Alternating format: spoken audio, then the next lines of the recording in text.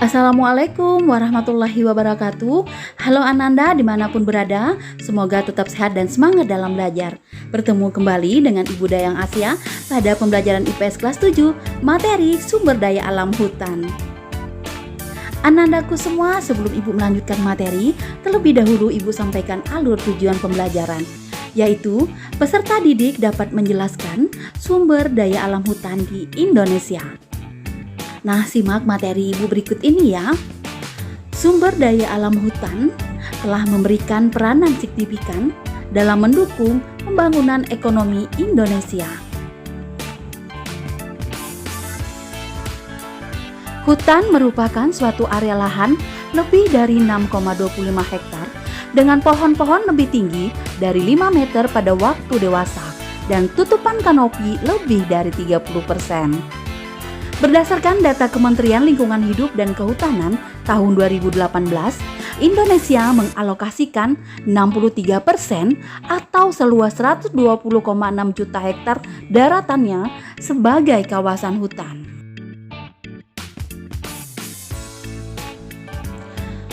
Fungsi kawasan hutan Indonesia dapat diklasifikasikan menjadi 3, yaitu hutan produksi, hutan lindung, dan hutan konservasi.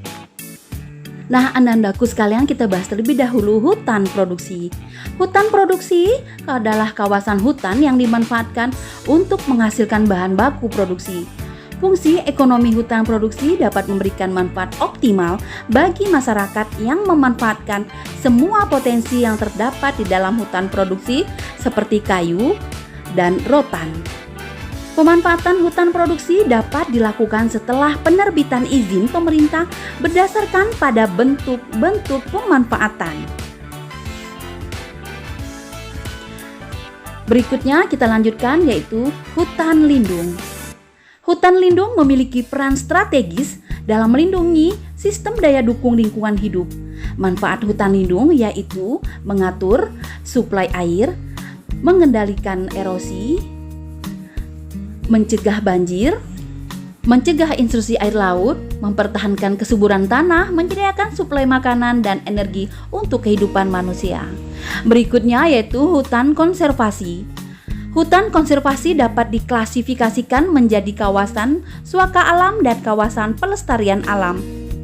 Kawasan suaka alam sendiri dibedakan menjadi kawasan cagar alam dan kawasan suaka marga satwa. Sedangkan kawasan pelestarian alam diklasifikasikan menjadi kawasan taman nasional, kawasan taman wisata alam, serta kawasan taman hutan raya.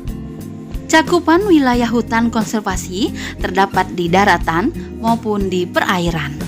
Baik Ananda, kita lanjutkan lagi ya. Yang pertama, kawasan suaka alam. Kawasan suaka alam merupakan kawasan yang memiliki ciri khas tertentu, baik yang berada di daratan ataupun di perairan, serta memiliki fungsi pokok sebagai kawasan untuk pengawetan keanekaragaman tumbuhan dan satwa. Kawasan suaka alam dapat dibedakan menjadi 2, yaitu cagar alam dan suaka marga satwa. Cagar alam adalah kawasan suaka alam dengan ciri khas berupa tumbuhan, satwa, serta ekosistemnya yang perlu dilindungi sehingga kelangsungan hidupnya terjadi secara alami. Berikutnya yaitu suaka marga satwa, yang merupakan suatu kawasan suaka alam dengan ciri khas berupa keunikan dan keanekaragaman jenis satwa. Sedangkan untuk tujuan kelangsungan hidup yang ada di dalamnya dapat dilakukan pembinaan. Berikut salah satu cagar alam dan juga suaka marga satwa yang ada di Indonesia. Baiklah Ananda, kita lanjutkan materinya ya. Yang kedua yaitu kawasan pelestarian alam. Kawasan pelestarian alam merupakan suatu kawasan hutan yang memiliki ciri khas dengan fungsi pokok memberi perlindungan terhadap sistem penyangga kehidupan, pengawetan keanekaragaman jenis tumbuhan dan satwa, serta memanfaatkan sumber daya hayati dan ekosistemnya secara lestari. Kawasan pelestarian alam dibagi menjadi 3 bagian, yaitu Taman Nasional, Taman Wisata Alam, serta Taman Hutan Raya. Taman nasional adalah suatu kawasan dengan ekosistem asli dimanfaatkan untuk tujuan penelitian dan ilmu pengetahuan dengan pengelolaan sistem zonasi. Taman wisata alam merupakan kawasan pelestarian alam yang dimanfaatkan untuk rekreasi dan pariwisata. Sedangkan yang dimaksud dengan Taman Hutan Raya atau Tahura merupakan kawasan yang dilestarikan dengan tujuan mengoleksi tumbuhan dan satwa untuk dimanfaatkan bagi ilmu pengetahuan, penelitian, pendidikan, budaya, pariwisata, serta rekreasi.